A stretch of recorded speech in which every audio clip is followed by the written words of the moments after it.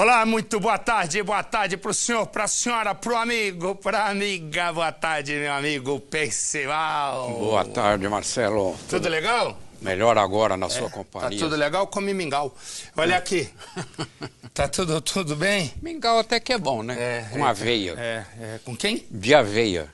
Mingau de aveia. Percival, acho que nem existe mais, Percival. Existe. Isso aí é mais antigo que andar em pé. Não.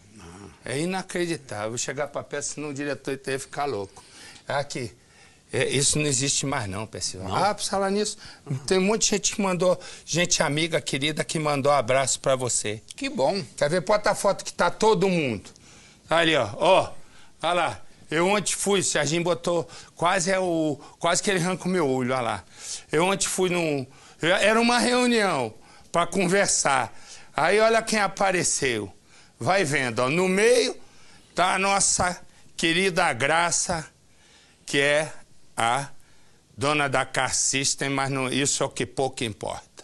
O que importa é o coração que ela tem de amiga. Aí, ó, esse de barba aí é o marido dela.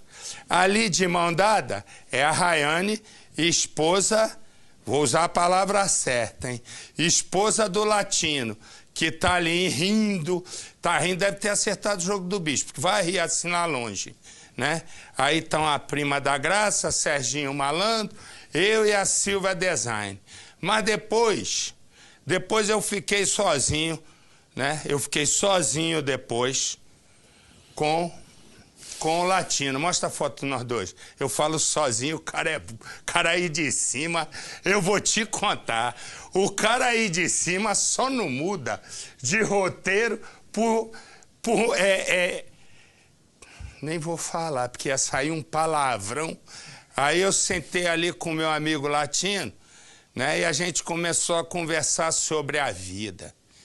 E ele falando muito triste da separação dele, né? Que eu não vou contar os detalhes, evidentemente, né?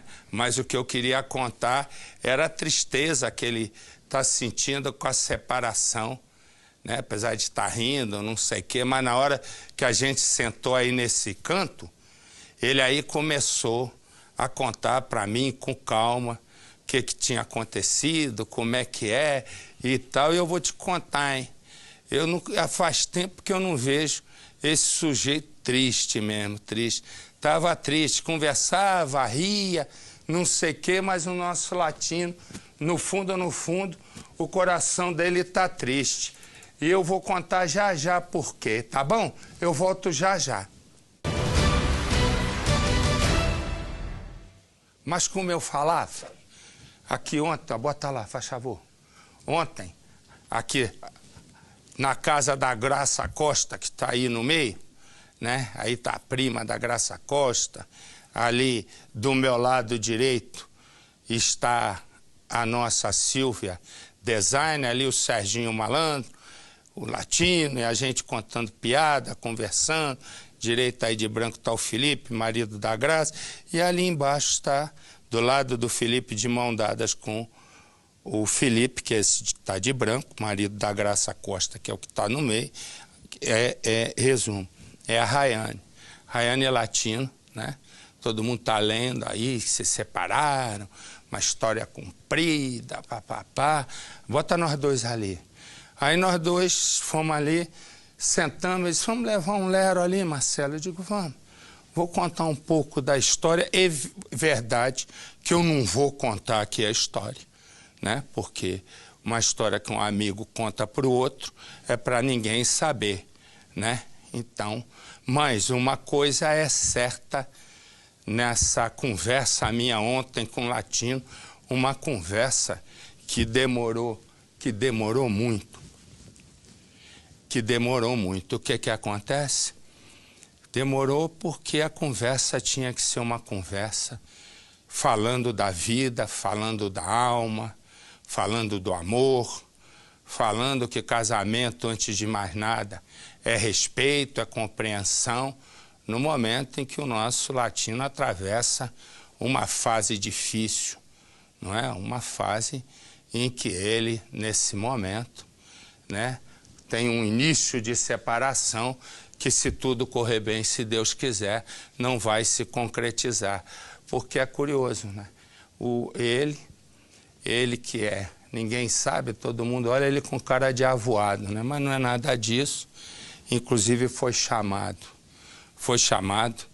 por alguém muito importante na igreja, né, que ele frequenta, para conversar exatamente sobre o casamento, né? Então ele foi chamado e ele foi lá conversar com o bispo sobre o casamento dele. Foi chamado porque todos começaram a se preocupar com ele. Ele que foi sempre chegado a uma festa no AP, de repente estava chegado a uma cama para dormir cedo, quando não está trabalhando, e também, mais do que isso, vivendo nos últimos 4 anos e meio, junto com a Rayane. Pode botar só para quem está chegando, bota aquela foto que tem todo mundo junto aí. A Rayane está aqui logo de frente, agachadinha aí do lado do Felipe, que é esse que está de branco. Como você vê, ontem eu também não sabia, fui pego de surpresa. A partir da meia-noite era o aniversário da Rayane. Aqui um latino comprou um lindo presente que ela ficou vibrando com o presente, e depois, bota aí, ó, ela é a Rayane, esse aí é o Felipe casado com a Graça, essa é a Rayane casada com o latino. Aí eu sentei ali com o latino, pra gente conversar, né? Aí ele me contou, eu fui chamado pelo bispo para conversar, e ele me disse o seguinte,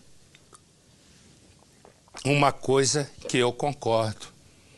Ele disse o seguinte, que a Rayane, me contava o latino, é uma moça de Deus e que ela tem um coração muito bom.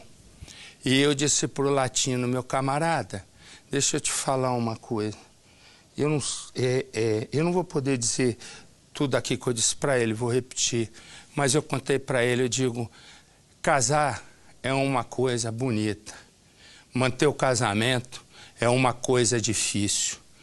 Um casamento tem altos, um casamento tem baixos, casamento tem cobrança, casamento às vezes tem angústia, né? O casamento às vezes você quer uma coisa, a outra pessoa quer outra. Eu disse para ele, e eu tô vendo que você pode querer tudo, menos se separar. Porque eu tinha lido, né, que falou em traição, aí um escreve que ele foi traído, tudo conversa fiada, tudo história para boi dormir. Não teve nada disso. É um desencontro entre um casal, né, um casal e um casal do bem. E na hora que ele, né, que tem lá os seus problemas, como todo casamento tem, mas ela é uma moça super do bem, e o latino, para quem vê, é uma coisa, mas para quem convive é outra, não é?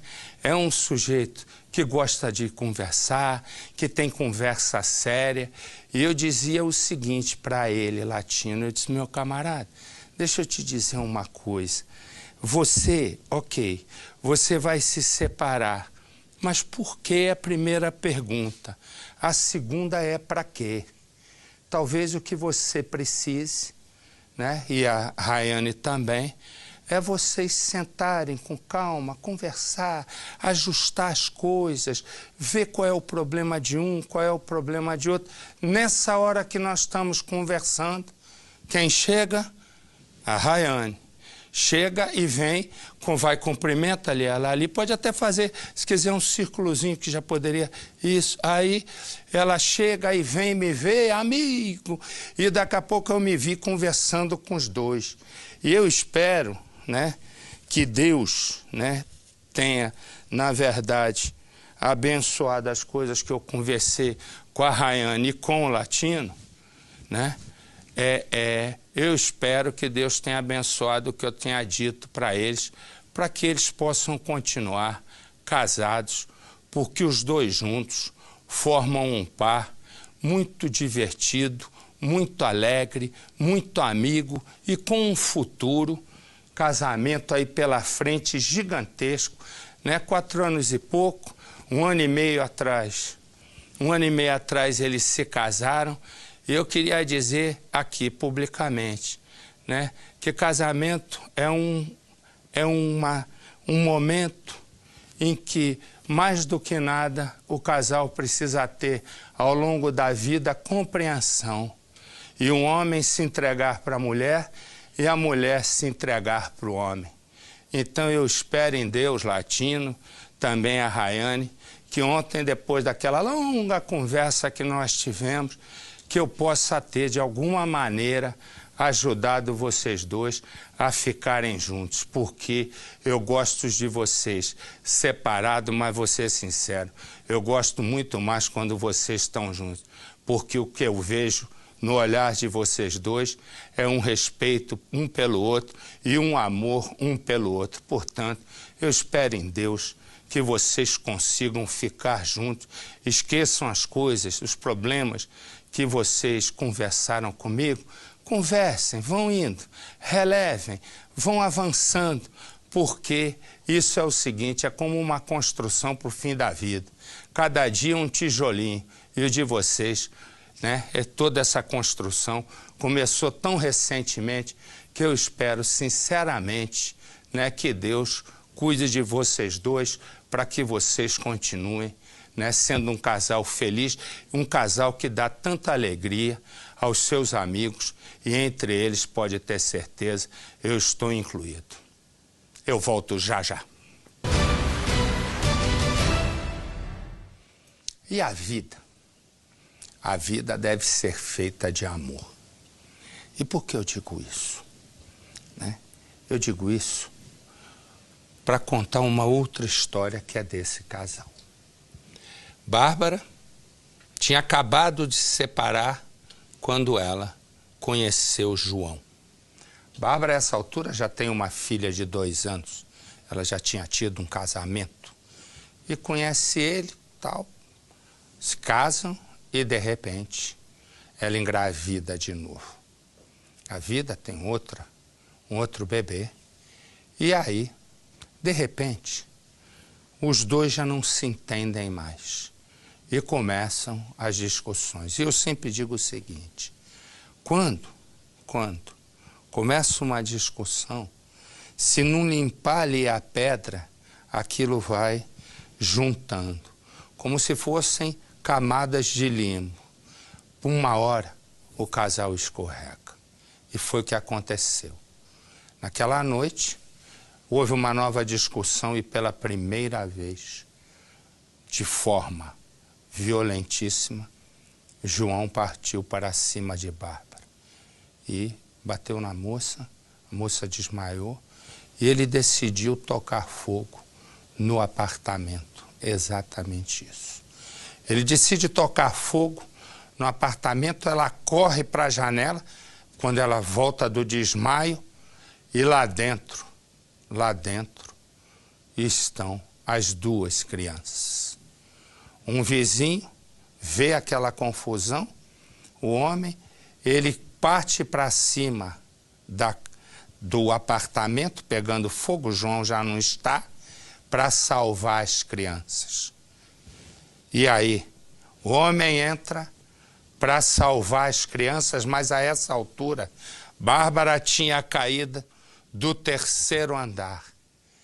E aí, começa uma luta daquele homem para salvar as crianças e do resgate para salvar Bárbara. E onde está João? Eu volto já já. O sorriso de Bárbara. Bárbara já não sorri com tanta facilidade. Eu sempre digo, tudo nosso vem do coração. E esse sorriso de Bárbara vinha do coração. Era um sorriso de amor. E porque era um sorriso de amor, ela tinha acabado de se separar quando conhece João.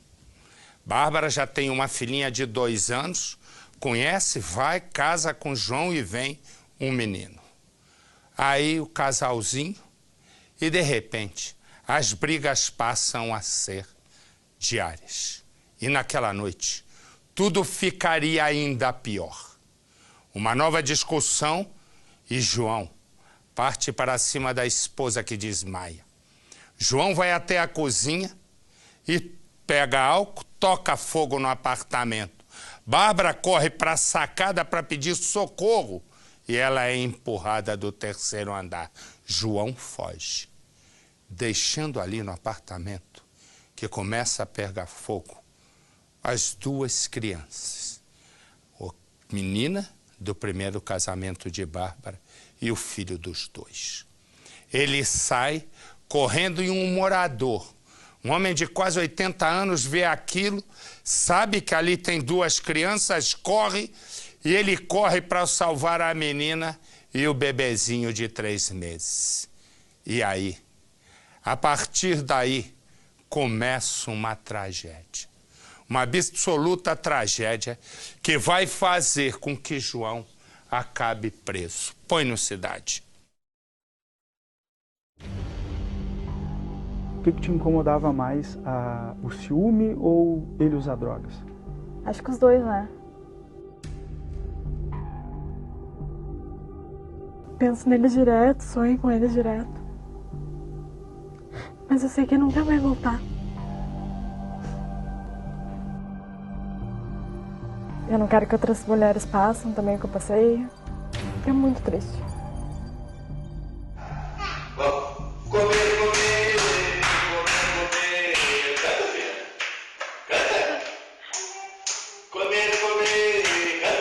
João Mogi Neto. A lagartixa subiu pela parede, veio a chuva. Pai de Isadora, de 2 anos. Minhoca, minhoca, me dá uma beijada. A filha se diverte com a festa que ele faz para ela no colo. Um beijo, papai. Vai, então, oba. A mãe grava tudo. 2. Quer guardar o flagrante da felicidade em família. Meses depois desta gravação, a filha Isadora vai morrer queimada por culpa do próprio pai.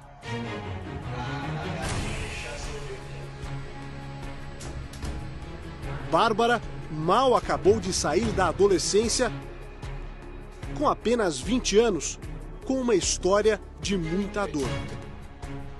E a pessoa que eu achava que ia ser bom para meus filhos acabou tirando eles de mim. Eu não quero que outras mulheres passem também o que eu passei, que outras famílias sejam destruídas. É muito triste. A jovem vaidosa, de unhas vermelhas e de lenço bonito na cabeça, vive um dilema. Ao mesmo tempo em que ela quer contar a sua história, tenta esconder as marcas de uma tragédia. Tenho medo que ele volte, saia da cadeia e volte a termine assim, que ele não conseguiu fazer. A Bárbara de hoje não se parece nada com a Bárbara das fotos. A transformação é resultado de um ato brutal.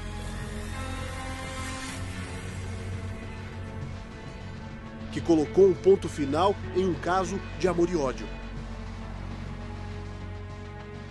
Esta imagem, gravada por um celular, mostra um apartamento em chamas e o desespero dos moradores. João havia brigado mais uma vez com Bárbara. Uma discussão por causa da mesada que o pai dava para ele. Naquela noite a gente tinha brigado porque o pai dele deu dinheiro para ele e eu tinha falado que não precisava. Eu vou te matar. O bate-boca virou briga. Bárbara apanha muito. Outros 2 filhos dormem no quarto. João segura o pescoço até ela desmaiar. Depois, vai até a cozinha, pega uma garrafa de álcool e espalha pela casa. Joga também em Bárbara. Coloca fogo em 2 anos e meio de relacionamento. Com as chamas, Bárbara acorda assustada, começa a gritar e pedir socorro. Segundo a polícia, João a empurrou do 3º andar. Foi uma queda de 10 metros de altura. saí correndo, desci pelas escadas, nem para o elevador. Ela estava no chão quando eu cheguei, tipo, muito machucada e muito queimada. Inclusive, eu lembro muito bem que quando eu estava caída no chão, assim, toda queimada, assim, eu estava sentindo muita dor, eu não sabia que eu tinha partes do corpo quebrada, né? Eu vi ele descendo e eu chorando, pedindo pelos meus filhos, sabe? E ele ficou, tipo, me olhando, rindo, assim, ele não voltou para buscar eles. João Henrique, um bebê de apenas 3 meses de vida, morre sufocado pela fumaça. Isadora, a irmã de 2 aninhos, que adorava o colo do pai, também morre. Qual é a tua última lembrança deles? A minha última lembrança é meu filho pequenininho dormindo do lado e eu agarrada na minha filha vendo o desenho, tá? Até ela dormir.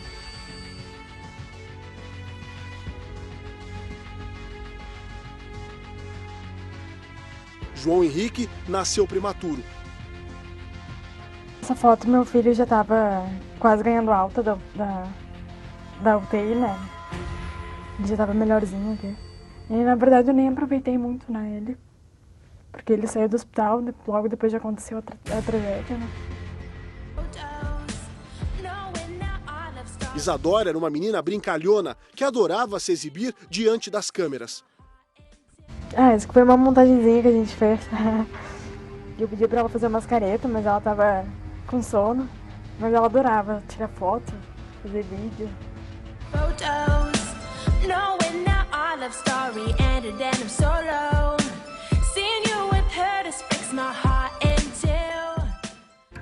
Tava 24 horas com meu filho. Depois veio o gurizinho. Eu levava a guria pra creche. Daí eu tava com ele, nunca tava sozinha, sabe? Sempre tava com os dois, eu com ele.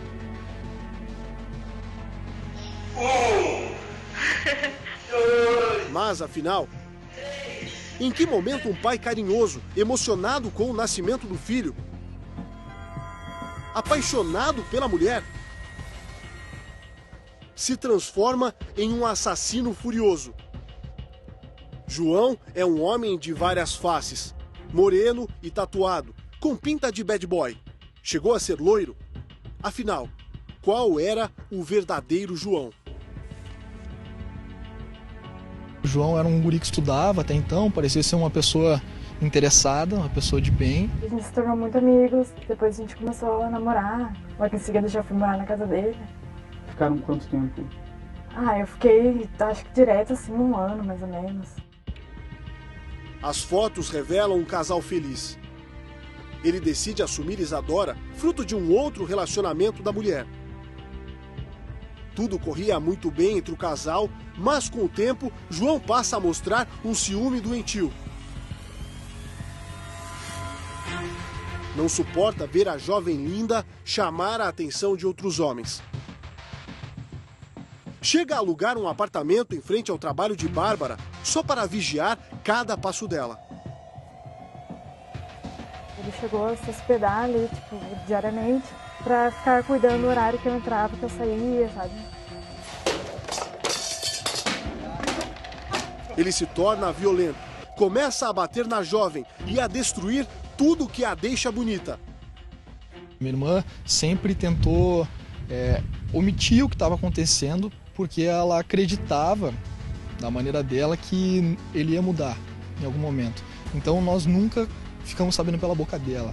Então tomamos conhecimento quando começaram a aparecer marcas no corpo dela, né? Eles brigavam aqui, brigavam lá embaixo, eles brigavam sempre, chamava de tudo, dava bofetada no rosto dela. A fúria de João tem um combustível, a cocaína. Como que você descobriu que ele usava drogas? Como é que foi a primeira vez? Na verdade, ele me contou, a gente se conhecendo, contando histórias assim, do passado, assim, do outro, mas quando a gente se conheceu, ele não estava nem fumando. Assim. Em algum momento você pensou que ele fosse louco? Acho que sim. Louco sem vergonha, eu acho, porque ele é assim, porque ele quer, entendeu? Ele já chegou a ser internado, ele não quis ficar internado, não precisou, sabe? Porque ele não era um viciado. João tinha apenas 12 anos quando se envolveu com as drogas.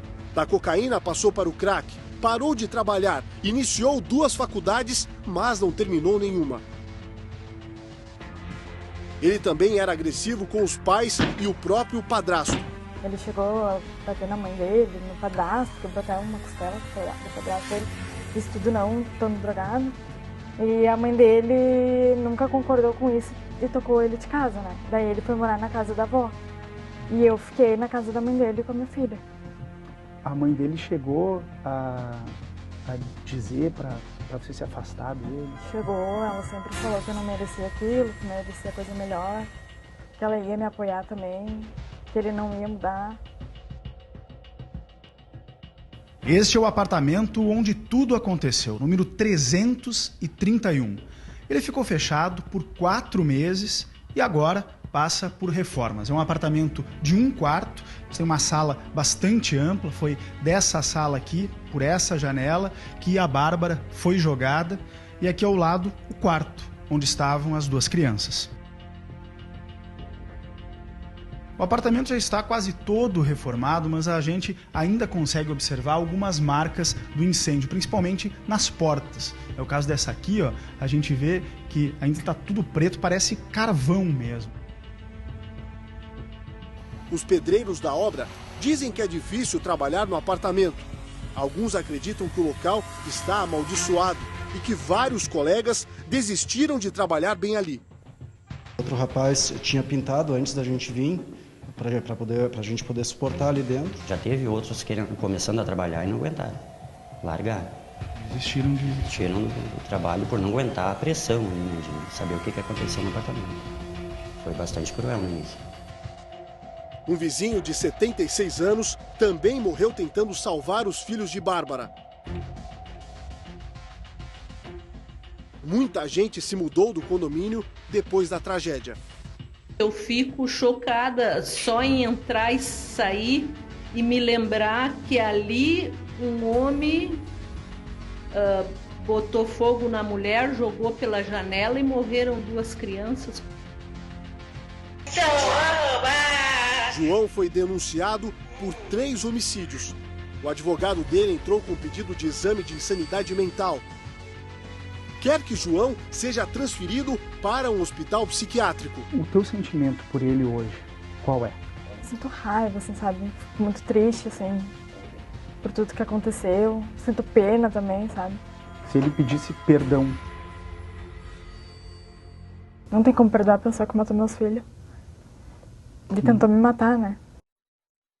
Você se arrepende de ter conhecido ele? Muito. Muito. Me arrependo de ter brigado assim, com a minha família também pra ficar com ele. De não ter escutado os outros, que muita gente me avisou pra largar ele. Só que eu fiquei cega ali, né? E por que você não largou dele? Porque eu achava que ele ia mudar. Eu achava que ele ia ser a pessoa do jeito que eu conheci. Bárbara perdeu os filhos e o amor. Quem pode culpá-lo? E eu vou direto a Porto Alegre falar com a nossa Lisandro Gato, porque ela tem mais informações sobre como está o caso nesse momento, já que o advogado ia alegar insanidade mental. O que isso acarreta com a insanidade mental? Acarreta o seguinte, ele se torna inimputável, quer dizer, ele não pode ser condenado.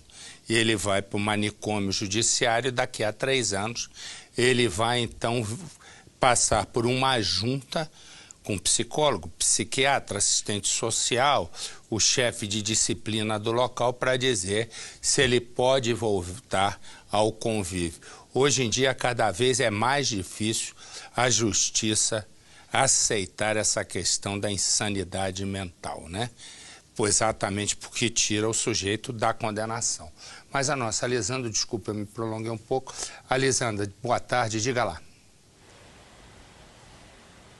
Olá, boa tarde a todos. Olha, Marcelo, o João está preso na penitenciária de alta segurança aqui do estado e o processo está na justiça. As testemunhas de acusação já foram ouvidas, agora chega a vez das testemunhas de defesa serem ouvidas e só depois dessas audiências é que o juiz vai decidir se o João vai ou não a júri popular, o que muito provavelmente vai acontecer por causa da gravidade também de todos os elementos que foram coletados desse crime, que não deixam dúvidas aí da intenção dele. Ele vai responder, então, por 3 homicídios e 1 tentativa. No início, a defesa tentou alegar insanidade mental, como você bem disse, mas um laudo médico já derrubou essa tese, Marcelo. Legal. Obrigado. Então, vai a júri popular. Obrigado, Alisandro. Vai a júri popular. Me dá a imagem do homem. Me dá a imagem do homem, a justiça. Pode soltar se quiser. A justiça condenou esse homem a 34 anos de prisão. Por que cortar para mim? Ele é conhecido como Riquinho, né? Ele tinha uma amante. E aí o que aconteceu? Aconteceu o seguinte, ela engravidou, Maiara engravida, e aí José, o Riquinho, diz, sou casado, não quero nada de filho, tira. Ela diz não. Ao dizer não, ele diz, então deixa comigo. Ele foi lá e matou a moça. O impressionante da história é que o bebê que ela carregava na barriga jamais apareceu. Põe no Cidade. Para entender o primeiro crime, é preciso conhecer a jovem Maiara Cristina de Oliveira, na época com 25 anos e grávida de 7 meses de um menino que até nome já tinha, João Miguel. A relação proibida era com este homem, José Henrique Vendrasco, bem mais velho e casado. O ex-namorado e mandante do assassinato de Maiara foi acusado formalmente pelo crime. Ele foi amigo de infância meu, amigo criado junto, um cara que eu gostava dele, respeitava, negociava. Para mim ele era uma ótima pessoa, até que ele não fez essa barbaridade, para mim ele era uma ótima pessoa. E eu não sei o que se passou na cabeça dele. Abortar, nunca. Jamais, ela não aceitava isso. A Maiara tinha 25 anos e um relacionamento amoroso secreto com José Henrique Vendrasco, o Riquinho. Mas parece que o amor dele acabou quando ela revelou que estava grávida. O Riquinho era casado, tinha filhos e ficou transtornado. Segundo os registros policiais, ele chegou a dar remédios abortivos para a Maiara. Mas como não conseguiu matar o bebê, fingiu que aceitava a gravidez enquanto encontrava um jeito de tirar a vida da amante e futura mãe. Foi na rodoviária do distrito de Santa Eudócia, em São Carlos, que Maiara foi vista viva pela última vez. Como era amante de Vendrasco, não podia sair dali com o namorado. Os dois iriam se encontrar no centro de São Carlos. Para ela, o dia seria a realização de um sonho. O casal ia comprar o enxoval do bebê que estava a menos de 2 meses de nascer.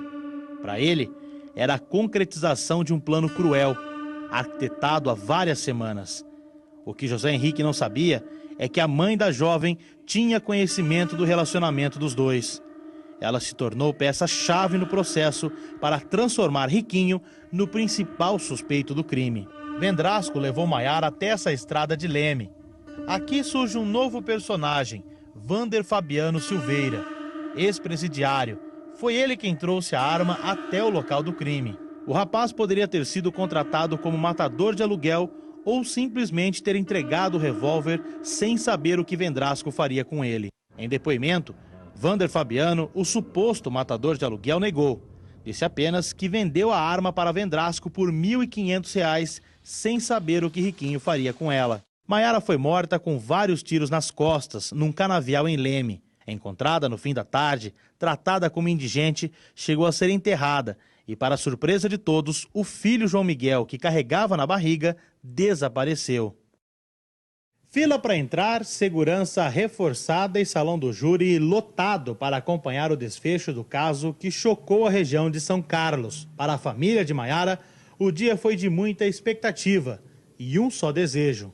A expectativa é que ele seja julgado e que ele pague pelo que ele fez. A justiça do homem coloca ele na cadeia, porque o que ele fez não foi justo. O ex-servidor público José Henrique Vendrasco, o Riquinho, é o principal suspeito do homicídio. Ele responde também por aborto sem consentimento da vítima. Algemado, sempre de cabeça erguida e sem demonstrar emoções, o réu ouviu calado todos os depoimentos. Wander Fabiano também está sendo julgado, mas não pelo assassinato.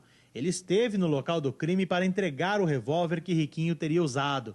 Ele responde apenas pela venda ilegal da arma de fogo. Foram 23 horas de julgamento, 2 anos de espera e para a família, enfim, justiça foi feita. José Henrique Vendrasco, o Riquinho, foi condenado pelo júri por homicídio duplamente qualificado e aborto. A pena foi severa, 34 anos e 3 meses em regime fechado. Wander Fabiano da Silveira, que entregou o revólver a Riquinho, não respondeu pelo assassinato, mas foi considerado culpado por venda ilegal de arma de fogo. Ele deve cumprir 3 anos, 10 meses e 20 dias em regime semiaberto.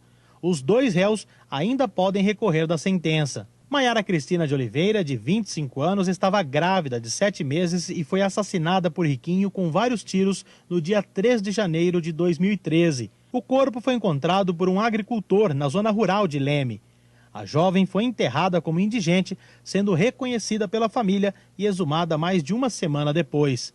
Segundo a Polícia Civil, o filho que Maiara esperava, João Miguel, foi furtado do útero da mãe pelo médico legista do Instituto Médico Legal de Limeira.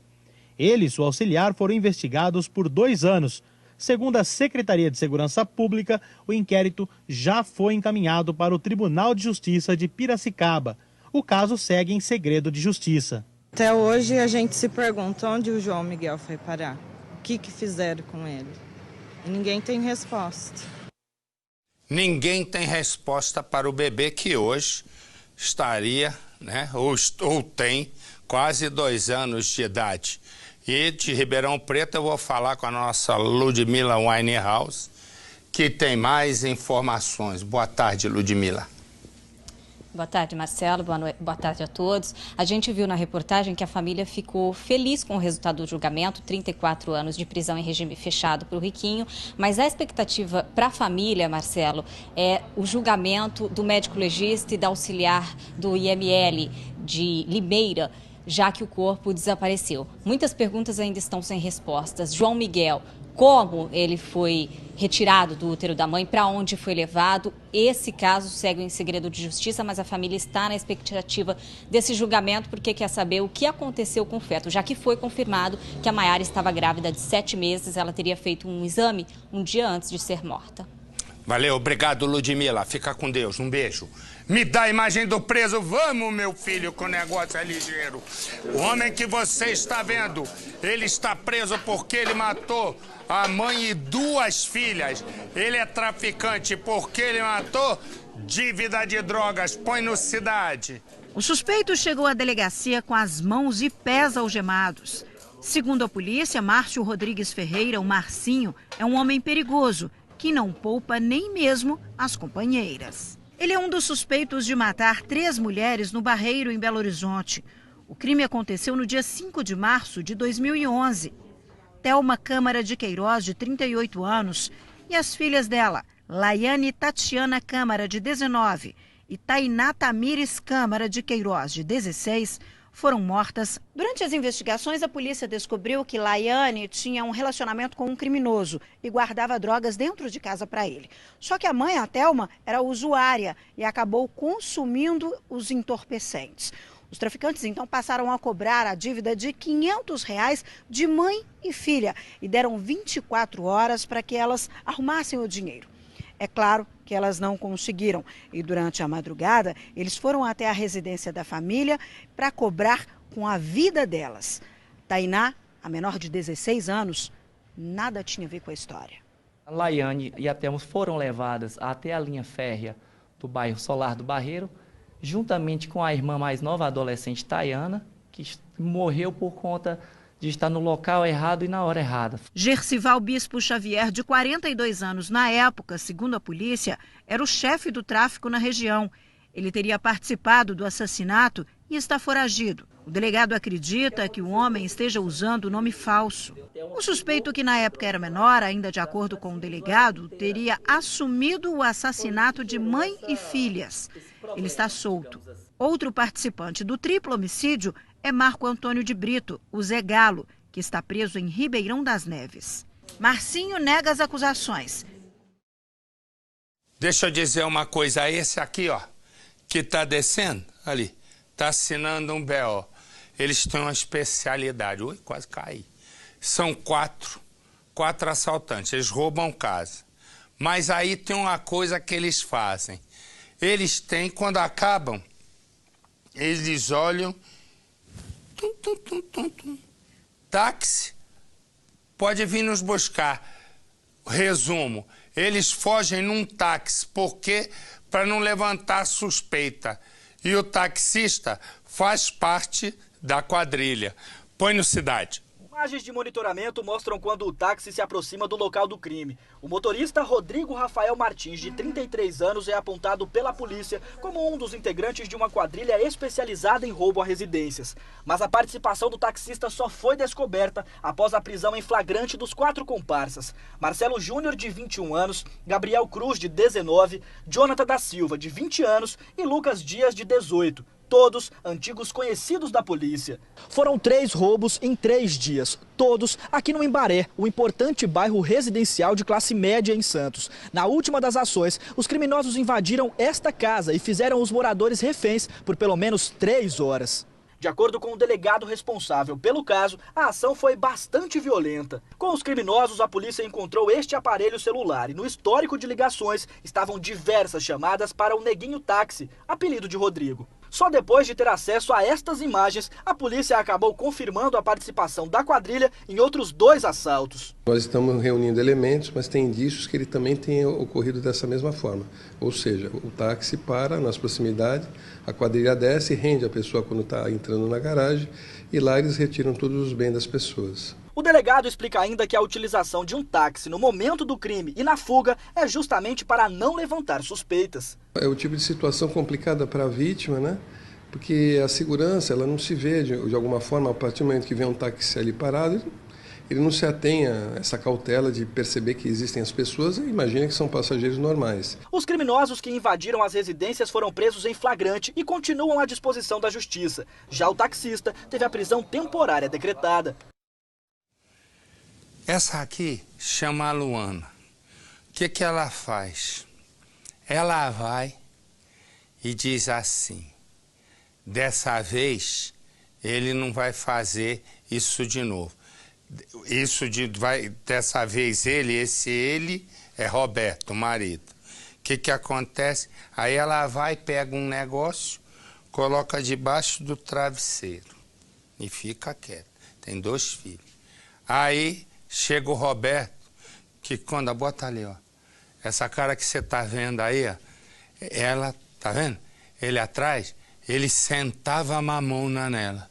Era cada coça, mas cada coça arretada mesmo, daquela de arrebentar. E ele é assim, um sapeque aiá e uma coça de lascar. Aí, o que acontece?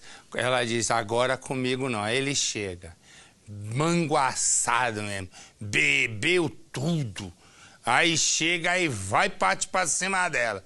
Aí dessa vez ele disse, agora primeiro eu vou dar uma coça de lascar para depois sapecar. Ela corre pro quarto dos filhos. Ele vai atrás. Aí ela diz, surpresa! Ele não deu tempo nem de falar. Surpresa era uma baita de uma peixeira que ela tinha escondido. Põe no Cidade. Esse casal trocou a vida de classe média no centro de Brasília pelas drogas. A escolha levou Luana, de 27 anos, para a cadeia e Roberto, de 31, ao cemitério. Os 2 estavam juntos há 7 anos, mas a vida regada a entorpecentes, álcool e discussões foi destruída na noite da última terça-feira. O crime aconteceu na casa do casal neste condomínio fechado. Mas nós não tivemos autorização para entrar. Segundo a polícia, por volta da meia-noite, Luana se preparava para dormir com os filhos, um menino de 3 e uma menina de 4 anos. Roberto também estava em casa, ao lado de um amigo, consumindo drogas e álcool. Luana sabia que essa mistura é perigosa e deixava Roberto bastante agressivo. Prevendo uma discussão, ela guardou uma faca de mesa embaixo do travesseiro. não deu outra. Pouco tempo depois, Roberto começou a empurrá-la. Luana, então, com um único golpe no tórax, tirou a vida do marido. Ela não fugiu, ficou em casa aguardando a chegada da polícia. Roberto, mesmo sangrando, teria pedido ajuda a um vizinho que chamou a polícia. Quando o SAMU chegou, ele já estava morto. Os filhos viram tudo.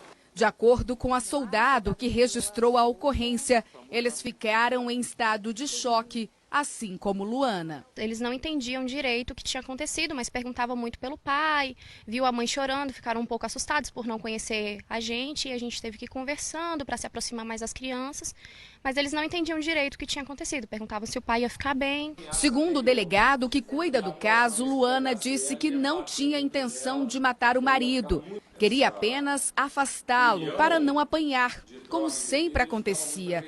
O amigo que presenciou a discussão disse que não apartou a briga porque achou que era uma desavença como as outras. Ele confirmou o depoimento dela na delegacia. O histórico de brigas do casal já era bastante conhecido pela polícia. Os dois tinham passagens. Luana por estelionato, ameaça, furto e agressão.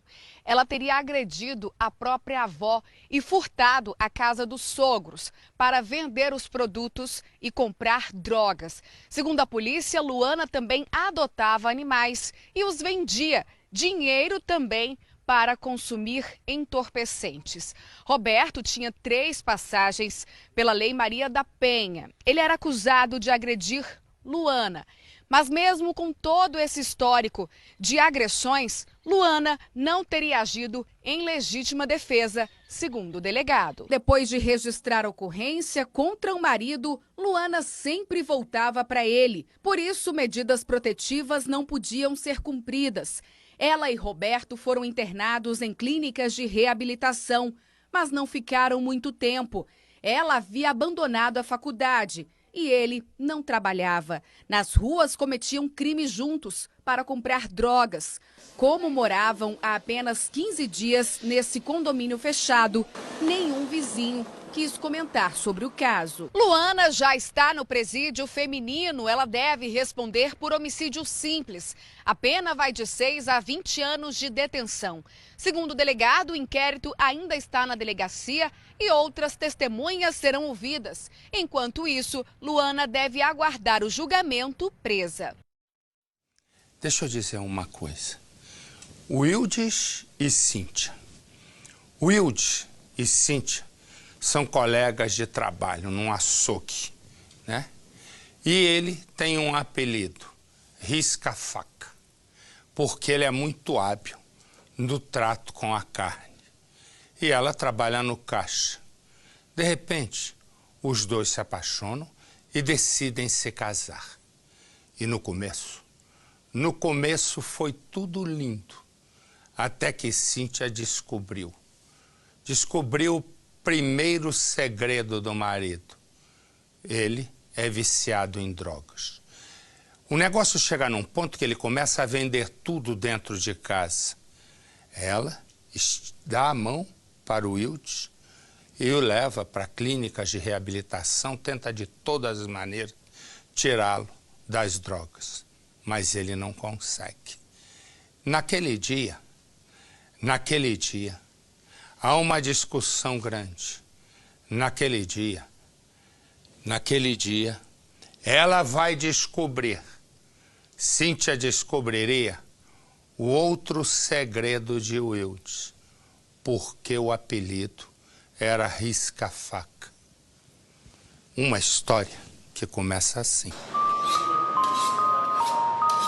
Wildes, que entre os amigos é chamado de Risca-Faca, passa o dia inteiro cortando carne pensando em Cíntia, a colega de trabalho que de uns tempos para cá também anda pensando demais no rapaz. Entre pedaços de maminhas e picanhas, os dois passam horas e horas conversando. Ai, obrigada. Você também tá lindo, viu? Vai trabalhar agora? É, trabalhar, né? E de tanto conversar, decidem sapecar. Com o tempo, os dois se apaixonam e vão morar juntos. Cíntia acha que o apelido de risca-faca é pela habilidade que Ildes tem no trabalho, mas ela está enganada e vai descobrir isso já já e da pior maneira. O que Cíntia também não sabe é que, além do apelido misterioso, o marido esconde um outro segredo. É viciado em drogas. Quando sai de casa, Cíntia tem certeza de que ele está indo ao trabalho. Mas não é o que acontece. O rapaz já nem consegue mais trabalhar, de tanto que está drogado. Por que, Deus? Até que um dia Cíntia descobre o primeiro segredo do marido. Mas ela o perdoa e promete que vai ajudá-lo a se livrar das drogas. Ela chega a procurar ajuda médica, mas não adianta. Ildes está cada vez mais descontrolado. Sai daqui! Não! Ele passa a vender os objetos da casa. Quando Cíntia vai lavar as roupas, descobre que não tem mais a máquina. Será que o Ildes vendeu? Ela vai esquentar a comida e descobre que não tem mais o micro-ondas. Agora o micro-ondas também! Não, o que está acontecendo com essa... A esposa já não aguenta e dá um basta. Chama Ildes para uma conversa. Me deu minha máquina, o micro-ondas! Chega a hora em que ela descobre que o apelido de risca-faca não é pela habilidade de Ildes como açougueiro. Os dois discutem. Não dá um jeito nisso. Ah, é? Então, peraí, então. O que você vai fazer? Peraí, então. A discussão sai de controle. Ildes ataca a mulher. Cíntia tenta se defender, corre até o banheiro, mas não adianta. Ildes, o risca-faca, ainda consegue pegar uma televisão antes de fugir. Cíntia é socorrida. Ele vai fugir. Ele disse que é rodoviário. E agora? Ildes é rápido. Com a venda da TV, compra uma passagem de ônibus e foge para Belo Horizonte. Mas não vai longe. No caminho, acaba preso. Polícia? Não, não, não. Não, me lembra não, meu. Ildes, o açougueiro, tinha acabado de tentar matar a esposa. Fugiu, mas foi localizado e preso. Enquanto ele é levado para prestar depoimento, algumas pessoas partem para cima do açougueiro.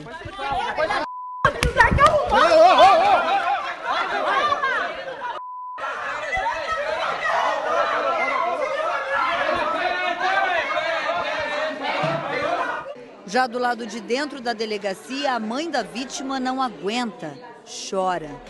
Eu só pensou no casamento dela, que queria viver o casamento dela com ele, queria se recuperar. Olha aí o que ele fez com a minha filha. Ter ficado frente a frente com o genro foi um momento muito difícil para a mãe de Cíntia. Uma pessoa que eu acolhi como se fosse o meu filho. Fazer isso com minha filha. Não estou acreditando nisso, não. Não estou acreditando. Motivos não faltam para a tristeza da Andréia. Cíntia está internada na UTI desse hospital em estado gravíssimo. A cada minuto, a luta pela vida só aumenta. Na hora, senti muito ódio mesmo. Mas eu pedi a Deus que tirasse isso de mim, porque é só minha filha que precisa de mim agora. E esse ódio que eu tenho sentido só vai me fazer mal. Cíntia é a filha mais velha de Andréia. Dedicada à família, sempre ajudou a cuidar de todos. O braço direito da mãe. Uma filha que qualquer mãe queria ter. Uma filha muito boa, muito dedicada a mim, aos irmãos. Muito dedicada. Dedicada à casa dela, era dedicada ao casamento dela. Cíntia começou a trabalhar cedo e foi justamente no emprego que ela conheceu Ildes. Os dois trabalhavam no mesmo estabelecimento, ela no caixa e ele no açougueiro. Eles se apaixonaram e rapidamente decidiram se casar. Declarações de amor eram constantes entre eles, como essa mensagem publicada nas redes sociais.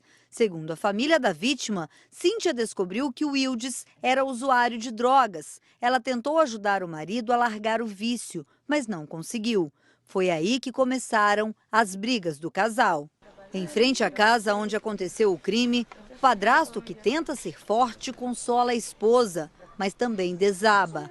E lembra que tentou alertar a enteada. Não vai, Cíntia, não vai. Ele não vale nada. Não vale nada. Ela falou, eu vou. Eu falei, tá bom, você quer ir, você vai.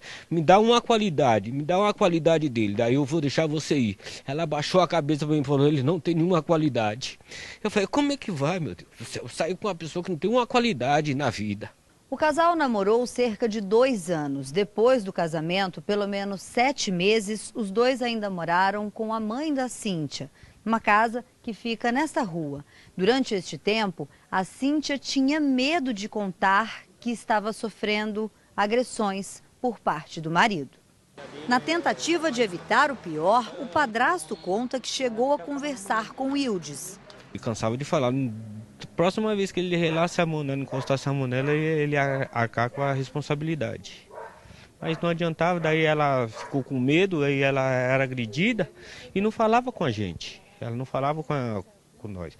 No dia do crime, a Cíntia estava em casa. Era folga dela do trabalho. O Wildes estava desempregado há mais de 1 mês e tinha vendido a máquina de lavar roupas e o micro-ondas da família.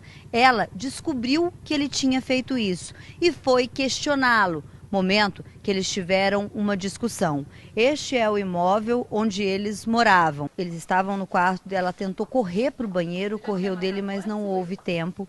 Em seguida, a vizinha aqui de cima ouviu os gritos da Cíntia, chamou o resgate, que chegou rapidamente, mas o Wildes, ele já tinha fugido daqui, a pé, subiu tranquilamente e ainda levou o aparelho de televisão da família. É difícil porque era o cantinho dela, que ela cuidava com tanto amor. O dia que ela estava de folga, era só cuidava da casa, da roupa, do almoço ou da janta deles. Enfim, ela vivia para ele, né? Ela vivia para ele, vivia em função a ele. Este homem é padrinho de casamento da vítima. Ele ajudou a socorrer Cíntia. Quando o resgate chegou, ele foi junto até o hospital. Mesmo muito ferida e quase sem força, foi ela que contou quem era o autor e para onde ele tinha fugido. E ela também falava um pouquinho que foi o marido dela e que ele tinha fugido para a Bahia, né, que ele tinha ido para a rodoviária. Então foi imediatamente, o policial falou para mim, você vai com o SAMU, que eu vou pegar esse cara ainda hoje.